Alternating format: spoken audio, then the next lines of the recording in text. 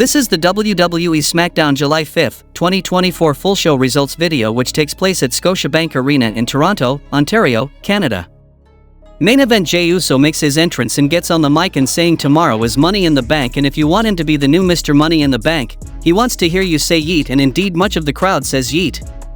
LA Knight interrupts him and says he's got all the respect in the world for Jey breaking away from the bloodline, but he's gonna show that respect tomorrow by showing him none at all, because it doesn't matter who, they'll all get stomped out because he is going to win and everyone is going to say yeah not yeet. Then comes Carmelo Hayes and he asks LA how he's been and suggests that the last time he saw him his head was so far up Logan Paul's ass that he could taste the new flavor of Prime. Then comes Chad Gable and says his family left him high and dry, he's got the Wyatts after him for reasons he doesn't understand, but did he run and hide, cower in fear?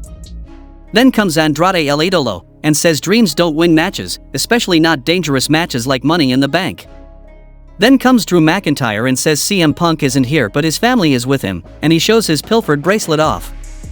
He runs down his competition on his way into the ring, and calls Andrade El Idiot while he's lounging tranquilo in the ropes. He says he just feels bad for Gable, Melo has a bright future but he's not him, Drew is. Knight won't hear yet, it'll be no, and Uso?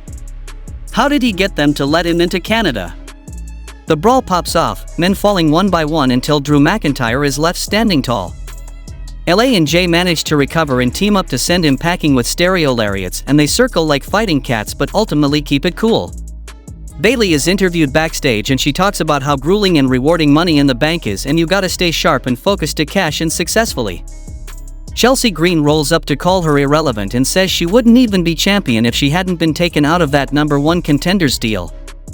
Bayley tells her to come back when she's won a match, and Piper Niven attacks her from behind as Chelsea tells her she's going to win the briefcase and cash in. The next match happened between Pretty Deadly vs Street Profits, and the result of this match was Street Profits defeated Pretty Deadly by pinfall with a frog splash from Montez Ford on Kit Wilson. The next match happened between Bianca Belair and Jade Cargill vs Candice LeRae and Indy Hartwell, and the result of this match was Bianca Belair and Jade Cargill won the match by pinfall with Jaded from Cargill on Candice LeRae. Post-match, Kathy Kelly interviews our victors in the ring and Bianca says they've had a rough couple months but they're going to finish what they started, and that begins with winning their titles back from Alba Fire and Isla Dawn, and Jade says their victory is inevitable and they'll see the champs soon. Kevin Owens, Randy Orton, and Cody Rhodes come into the ring and say they've heard enough from Solo Sikoa and this modern bloodline, if you will, and they've asked for a fight, and they are ready for it, and Randy Orton pipes up and says if it's up to him the fight will end with an RKO. Kevin Owens says he's spent years fighting the bloodline but he wants to talk about the last couple days of his life. He got a call from his dad Monday morning telling him his mom was rushed to the hospital and he needed to get home. Shows in Toronto are always special to them because everybody brings their family, but his parents aren't here tonight and they won't be here tomorrow because his mom is still fighting. He knows he could have stayed home tonight and it wouldn't have been a problem with anyone, and he probably should have, but the one person who would have had a problem with that is his mother. So if she heard he missed his show because of her, she'd be pissed. So bloodline, win, lose or draw, all he cares about is that he does what his mom has wanted him to do for the last 4 years, and that is not just kick the living hell out of the bloodline, it's to beat their asses worse than ever before. Then we saw a match between Bayley vs Piper Niven, and the result of this match was Bayley defeated Piper Niven by pinfall with the Rose Plant.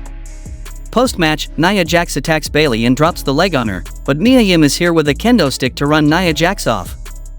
Then we saw a match between DIY vs A-Town Down Under for the WWE Tag Team Championship, and the result of this match was DIY defeated A-Town Down Under by submission with Gargano escape from Johnny Gargano on Grayson Waller, becoming your new WWE Tag Team Champions.